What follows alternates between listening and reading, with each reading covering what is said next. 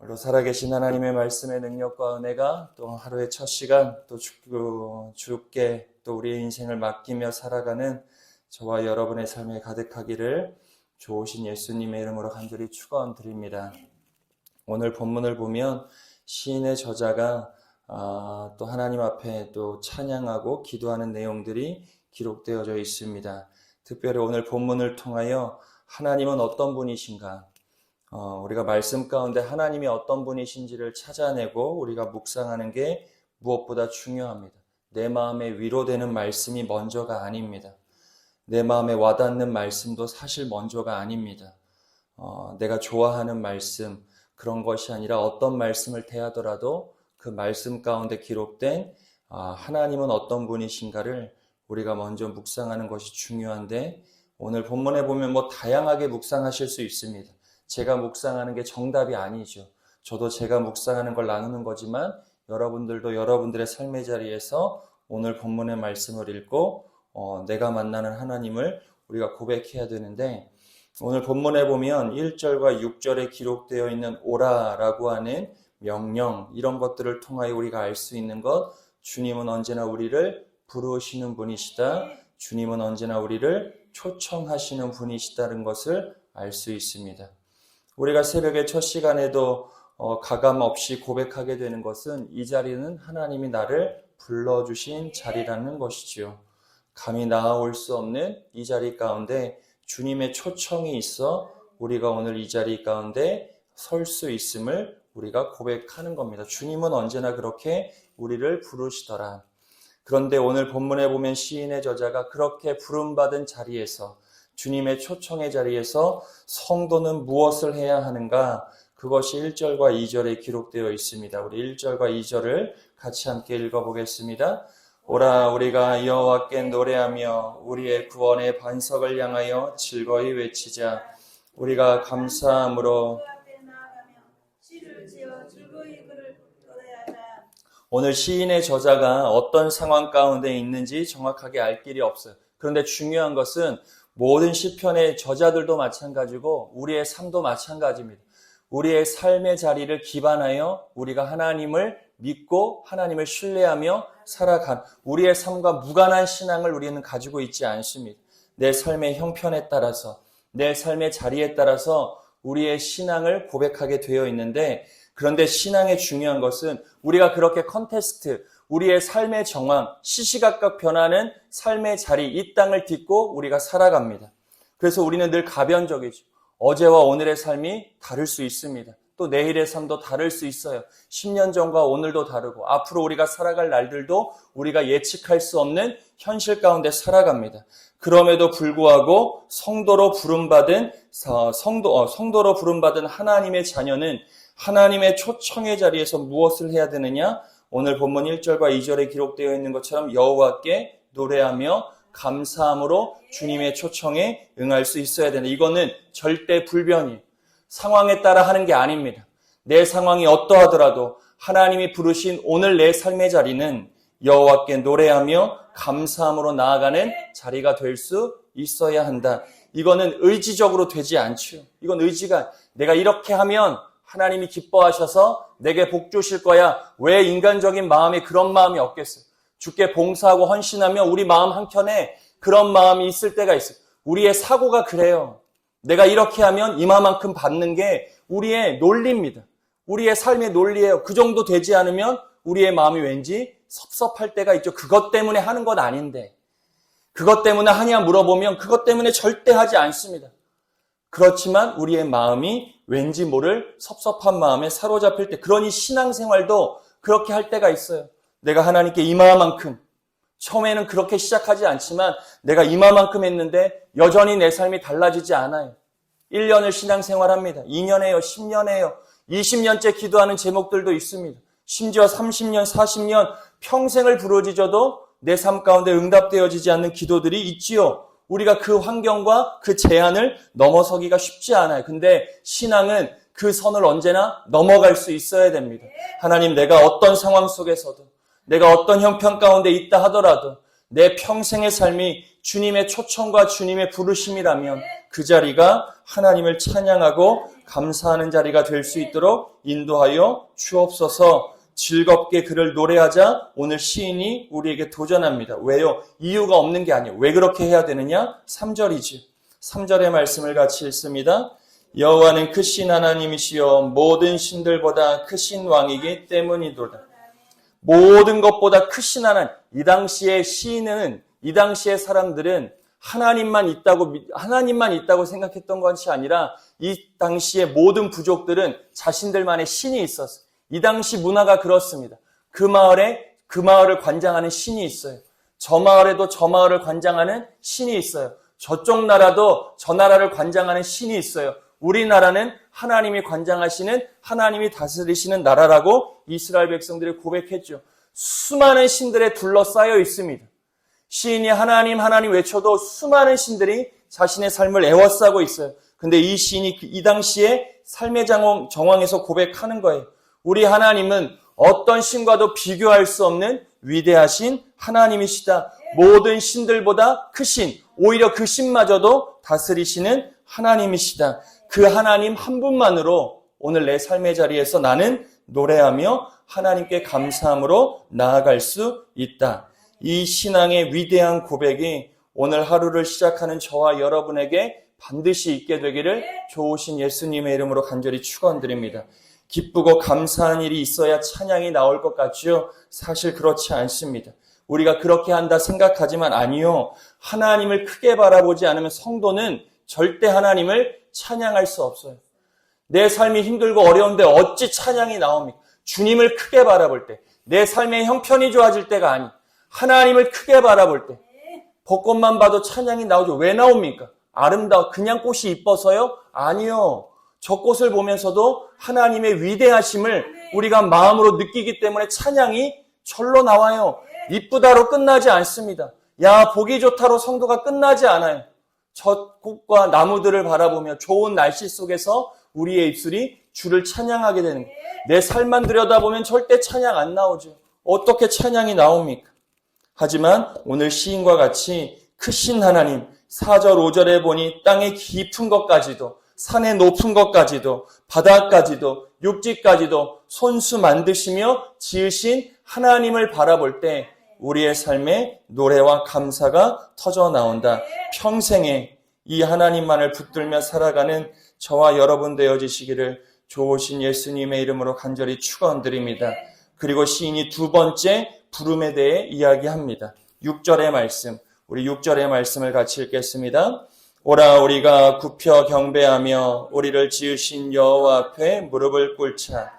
하나님의 초청과 부름의 자리에서 우리가 주를 노래하며 감사함으로 그 초청에 응해야 한다면 그 자리는 어떠한 자리가 되어야 하느냐? 주님 앞에 철저하게 꿇는 자리가 될 수 있어야.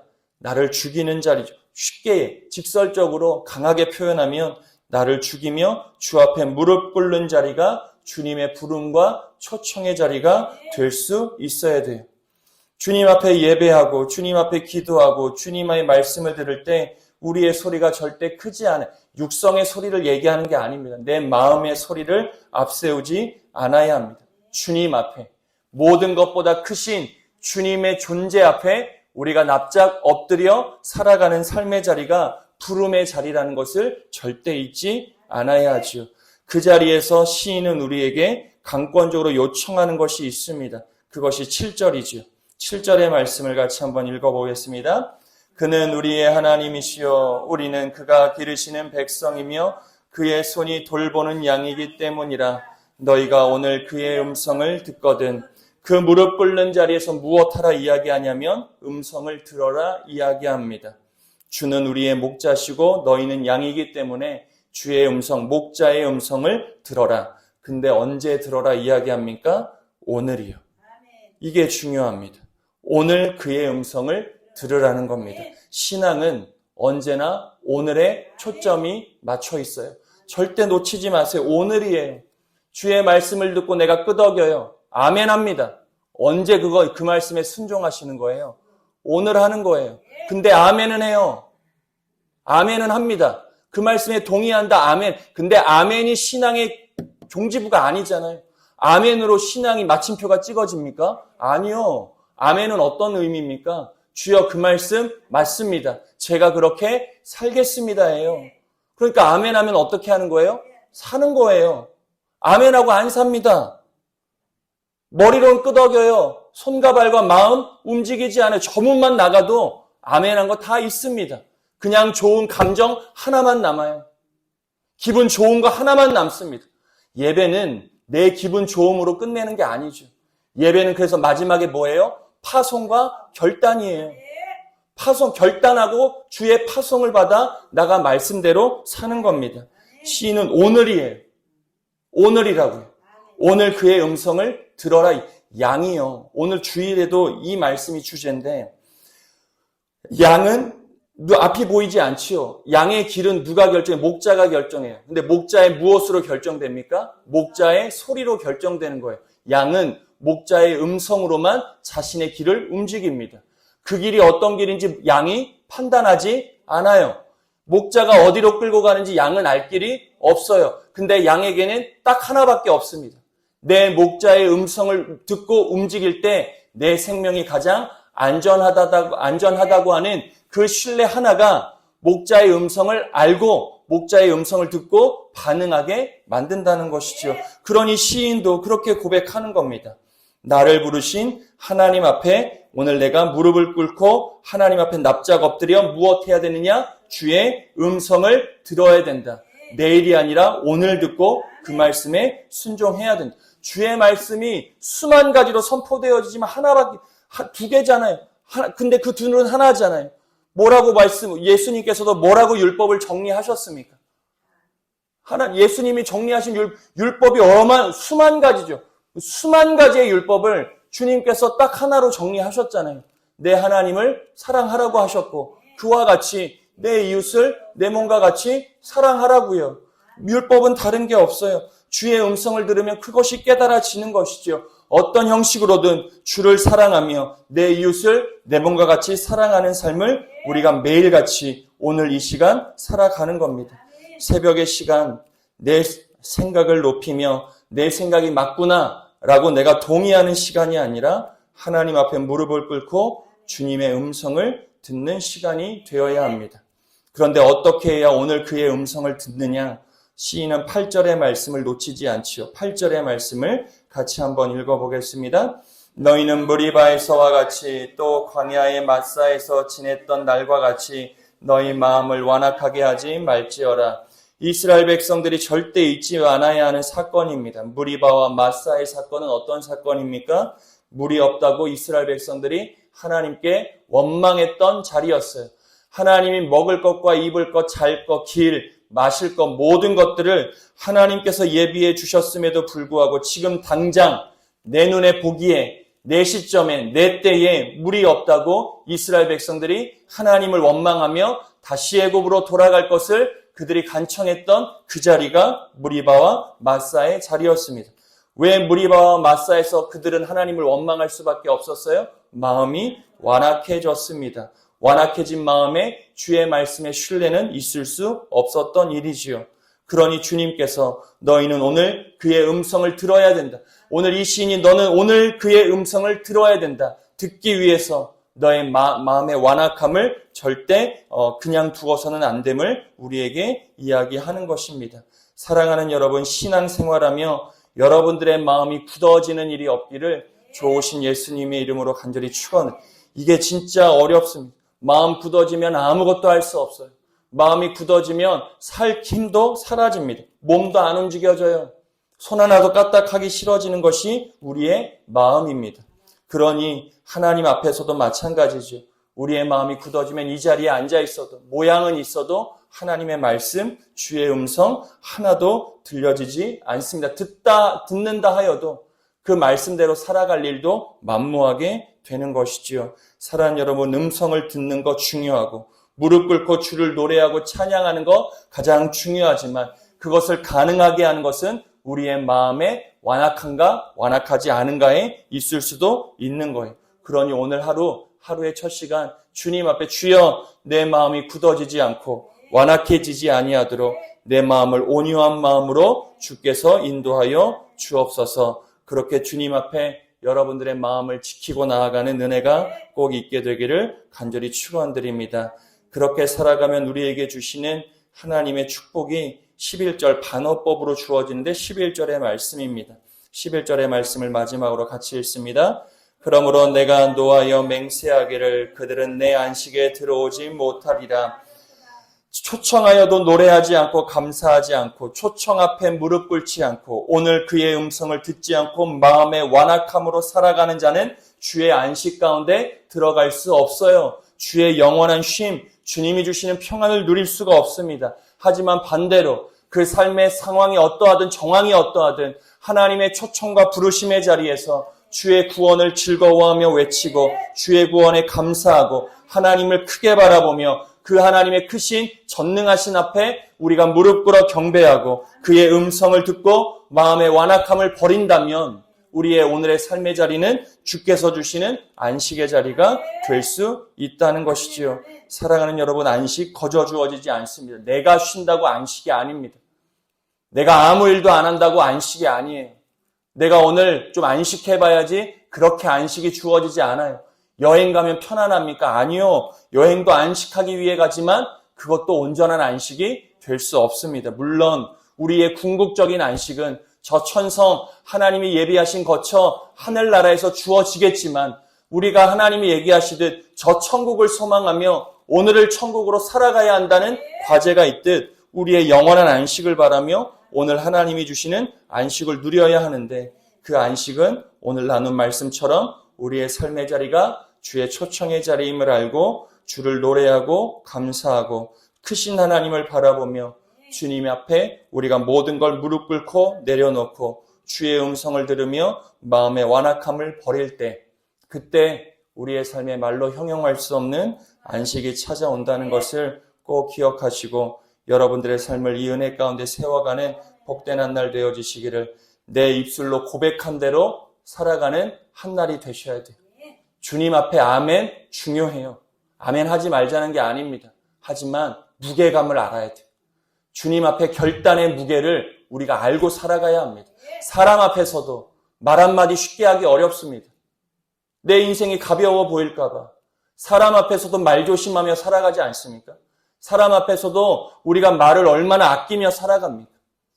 하지만 하물며 하나님 앞에서 우리가 어찌 쉽게 할 수 없는 건 주께 도움을 구하며 살아가는 게 정직한 신앙이니요. 주여 나는 할 수 없어요. 나는 저 사람 용서가 안 돼. 주여 나는 이해가 안 됩니다. 주여 나는 받아들이기가 어렵습니다. 납득하기도 내가 용납하기도 너무너무 어렵습니다. 그렇게 정직하게 주님 앞에 나아가는 게 우리가 살아갈 길을 여는 은혜가 되지. 다 할 수 있는 것처럼 주의 말씀대로 다 살아갈 수 있는 것처럼 주 앞에 다 결단하고 아멘하고 주님 앞에 고개는 끄덕이면서 돌아서서는 그렇게 살지 않는다? 그거만큼 하나님 마음을 아프게 하는 일이 없지요. 정직해야 됩니다. 할 수 없는 거 인정해야지요. 그리고 주의 도움을 구해야 돼요. 다시 주의 사랑을 힘입어야 됩니다. 그리고 우리가 그렇게 살 수 있기를 하나님께 간구하며 나아가는 게 주께서 오늘 우리의 삶에 도우시는 통로가 되지 세상 할 것처럼 다 할 수 있는 것처럼 주님 앞에 큰 소리 떵떵 치며 살아가지만 돌아서서는 아무것도 할 수 없는 그런 유약한 신앙인이 아니라 진실하게 할 수 없음을 고백하는 게 오히려 능력 있는 신앙인으로 세워질 수 있는 겁니다. 오늘 하루 주님의 이 초청의 자리에서 주의 은혜에 감사하고 주를 찬양하겠지만 또 다른 초청, 주님 앞에 무릎 꿇어야 하는 그 초청 앞에 내가 할 수 있는 일과 내가 할 수 없어서 오늘도 몸부림치는 일을 주님 앞에 정직하게 구하며 주의 은혜와 도움을 받아 살아가는 저와 여러분 되시기를 그래야 우리의 삶의 안식도 임하지요. 그런 은혜를 반드시 누리는 저와 여러분의 삶이 되어지시기를 좋으신 예수님의 이름으로 간절히 축원드립니다.